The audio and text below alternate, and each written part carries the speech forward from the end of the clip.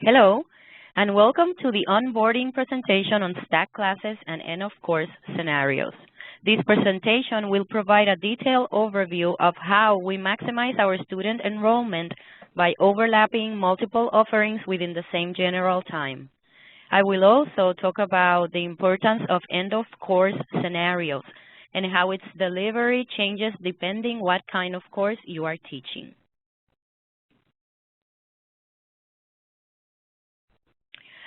The agenda for this session will cover some basic scheduling terminology, what stack classes are and how we deliver them, how end-of-course scenarios change based on the format you are using, and how we properly document stack courses.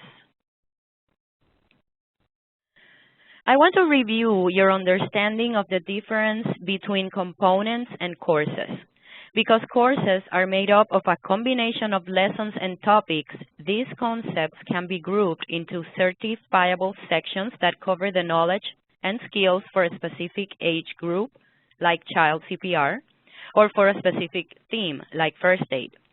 Having separate components, like adult CPR AED, for instance, allows us to market our most highly demanded individual components or combination courses to help optimize our catalog offerings and our enrollments. Each course combination is assigned a specific course code. For example, the popular component combination Adult First Aid CPR AED has the course code HSSS FA404. The learning management system we use, SABA, allows us to post courses into a catalog that is available to the public. Once posted with a specific date, time, and location, it is considered an offering, and students can find it to register. The system will also designate a random multiple-digit number to each offering so that it can be easily searched. Also, the system will allow multiple offerings to start at the same time and location, allowing us to overlap different courses as stacked classes. Blended learning formats allow a shorter classroom experience since students can complete all the lectures, activities, and written testing at home and only appear in person to complete a skills practice and testing. Full courses are ideal for participants that prefer an all-classroom experience, since all the lectures, activities, and skills are presented by an instructor with no need to complete an online pre-course. We can maximize our enrollments by offering several components during one session and allowing participants to register only for the components that they want to or need. We do this by overlapping more than one offering starting at the same time, but containing different components combinations. This means that each offering will start at the same time but end at a different time. The offerings with more component combinations will obviously run longer than the offerings with less component combinations. At the beginning of the course, you will have all the participants starting at the same time, but exiting the classroom as they complete the components that correspond to the offering they're registered for. The late responder program is ideal for stacking because it is made up of components that can be sectioned off into certifiable segments. However, the professional rescuer program cannot be sectioned off. Students must take the whole professional rescuer course in order to receive this certification. We schedule stack classes for both full course and blended learning formats. Stack classes can be scheduled for our branch community courses as well as for our contracted off-site full services.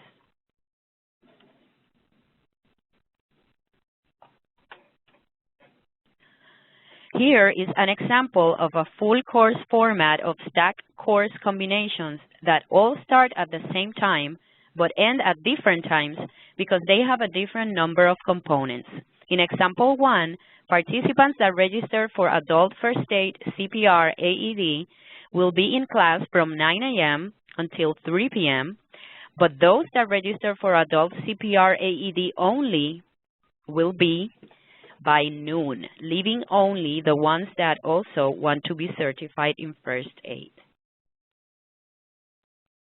Notice here that the blended learning course lengths are shorter because these are skills-only sessions.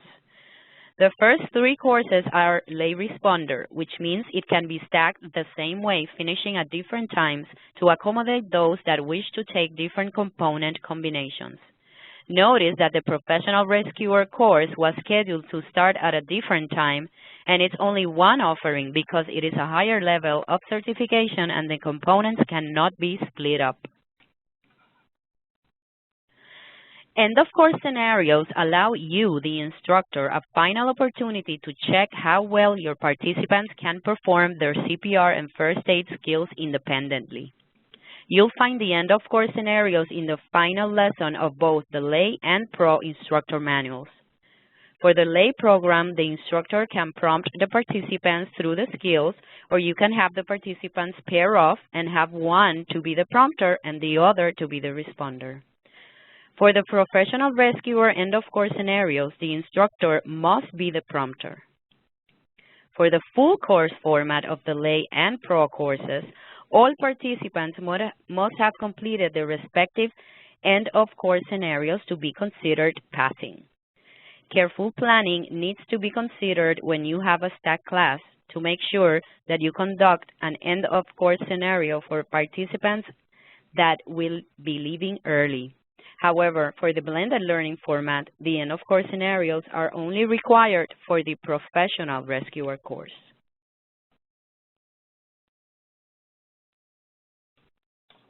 This chart illustrates that for all formats and programs, we must deliver the end-of-course scenarios except for the lay responder blended learning format.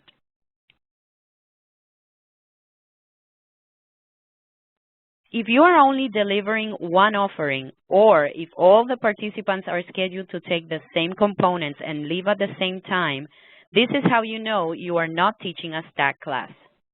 The delivery of these courses are straightforward in that you will complete all lessons in normal chronological order and then conduct the end-of-course scenarios at the end of the day with all participants. We encourage you to have participants prompt each other during the end-of-course scenarios of a lay responder full course. However, for all professional rescuer end-of-course scenarios, this must be prompted by the instructor. If you are delivering multiple offerings at the same time and/or have students scheduled to leave at different times throughout your session, then you are likely teaching a stacked course. Planning is required so that you present the course components in the right order so that participants can leave as they complete the offering combination they registered for. Also, all participants must complete the respective end-of-course scenarios for the offering combination they learned. Again, stacked courses can only be scheduled for lay responder courses and not for professional rescuer courses. In a lay responder course, you can have course participants prompt each other through each scenario by having the prompter follow along with the scenario sheets. The scenario sheet contains the scenario story and prompt phrases, as well as the appropriate responder actions, so the prompting participant has a specific guide for what to observe. If you are only doing one scenario type, let's say CPR, for example, you don't need to have participants switch roles. Prompters and responders get equal credit when completed successfully. However, the participants can switch roles if they are doing a different scenario type, like AED or first aid. Make sure to elaborate that the end-of-course scenario is like a performance kit so that they can test each other's skills while you circulate among the participants. Who is the prompter in a lay responder final scenario? The participants in the class. Who is the prompter in a CPRO final scenario? The instructor. When do you do the final scenario for adult CPR during adult and pediatric first aid CPR AED regular class?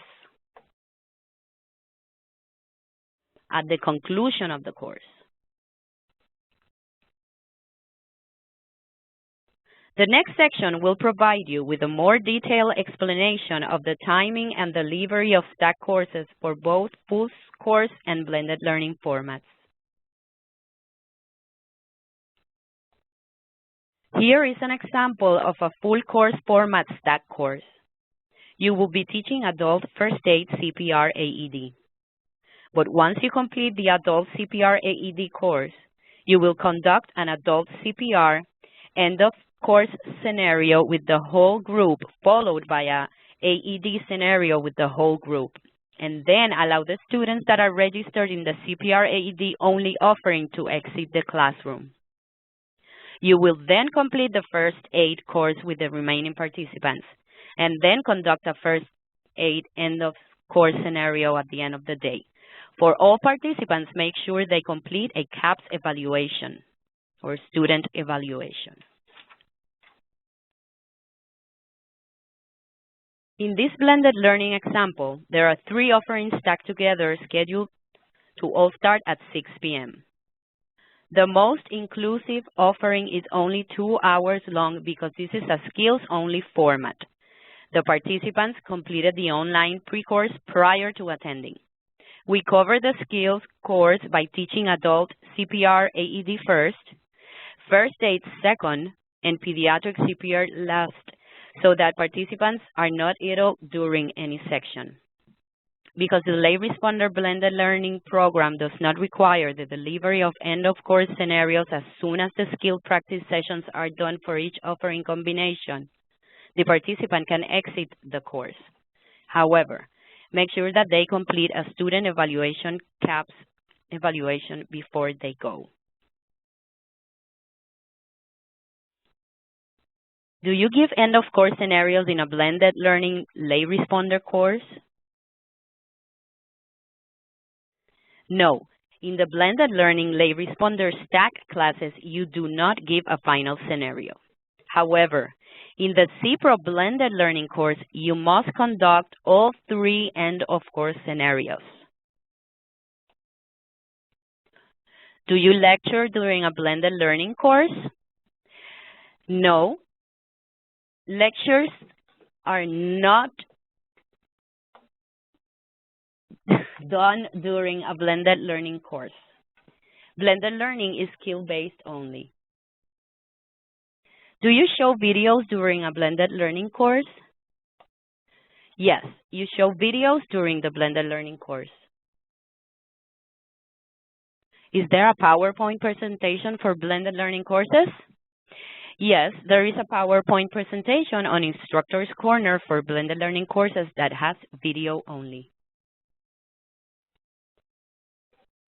What time should the student leave if they are taking a stack adult and pediatric CPR AED, not blended learning?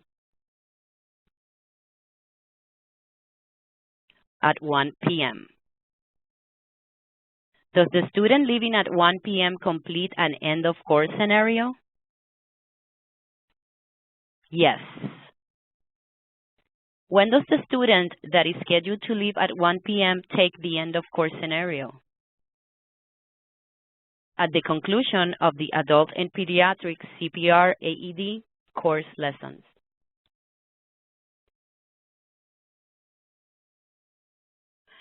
Depending on whether you are teaching a community course at a local Red Cross office or a full-service course, which are typically off-site contracted courses, documentation and reporting will vary slightly for stack courses. In this example, we have a community course being taught at a local Red Cross chapter.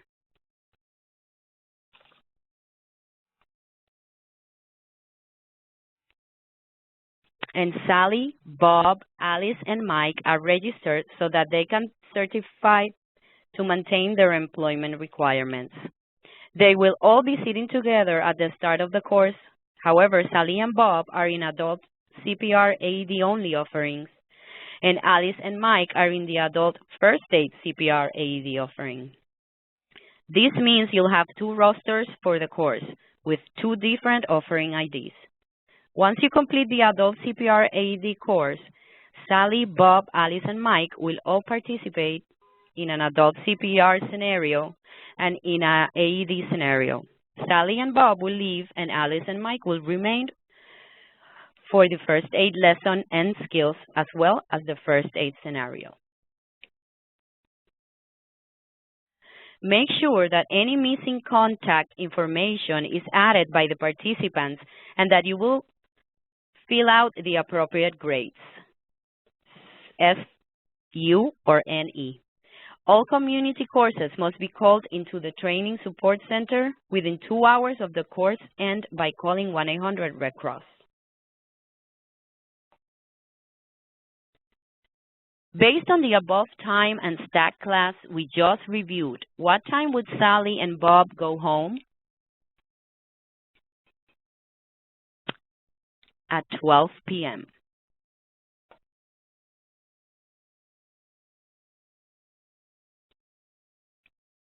If you are teaching a full service where the participants are scheduled to stay for different parts of the course, we don't need separate rosters or addendums.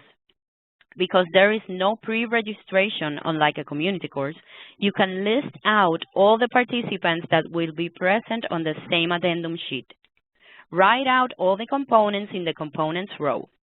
In the enrolled row, you can write E for enrolled if they are taking that specific component, or N for not enrolled if the participant is not taking that component. For example, Pam Doon will only be taking adult CPR AED, but will not be taking the pediatric CPR AED component. Make sure you write out the correspondent completion grades, and the same rule applies regarding all participants having completed respective end-of-course scenarios and CAPS evaluations prior to leaving the course.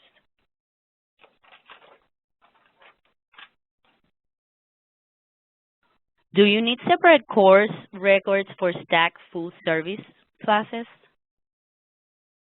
No, you do not need separate course records for full service courses. Thank you for participating. Goodbye.